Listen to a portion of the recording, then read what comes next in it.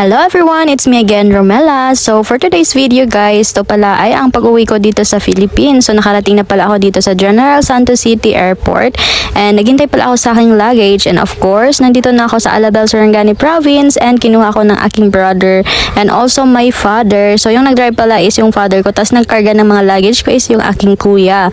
So papunta na pala kami sa Bukid Zay or sa Bulul in Blaan or in the mountain in English. Wow, nagsosyal-social na tayo day. So ito pala yung view papuntang bukid namin guys. So sa may tuktok pa pala yung aming bukid, and ito na pala yung aming side view sa house. So ito yung makikita sa baba ng house namin guys. Sobrang saya kasi nga 'di ba? For 3 months hindi ko to nakikita tong view na to, and finally I'm here now.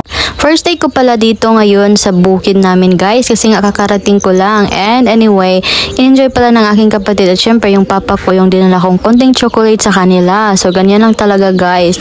Anyway, kakagising ko lang pala in the morning. Ito pala yung first morning ko dito sa mountain. So tingnan nyo naman Zay, maghimos-himos talaga tayo. Uy, tapos guys, I just want to chill here in the window kasi nga 'di ba makikita natin yung sunrise dito banda Zay. So ito lang pala guys ang view na makikita mo sa window na to, and also this side naman ang makikita nyo dito is sunrise. So 'di ba? Ganyan kaganda yung sunrise today Zay, like me. Char. Pagkatapos kong mag-chill-chill ay lumabas na ako Zay, and ito naman yung pagmumuka ni Inday Romela after wake up. Uy, sana all fresh gihapon. So mo rin akong Mother Earth guys, naglungag na siya in early in the morning kasi nga may estudyante sila. So yung mga estudyante pala ng mother and father ko is yung mga pamangkin ko Zay, ng anak ng kuya ko. O, diba? Tingnan nyo naman yan Zay, nakahaling na talaga.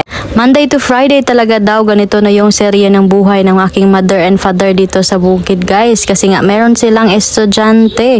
So anyway guys, si mama is nagluluto, nagpre-prepare ng mga pagkain, at saka ito sinuklay naman yung aking pamangkin. So after that, pinamedyas ko na yung isang ito, and of course guys, dito na magtatapos yung ating video. Thank you so much for watching, and syempre guys, in the last part ipapakita natin sa inyo yung natin ang pinakamagandang view dito. So ayan na.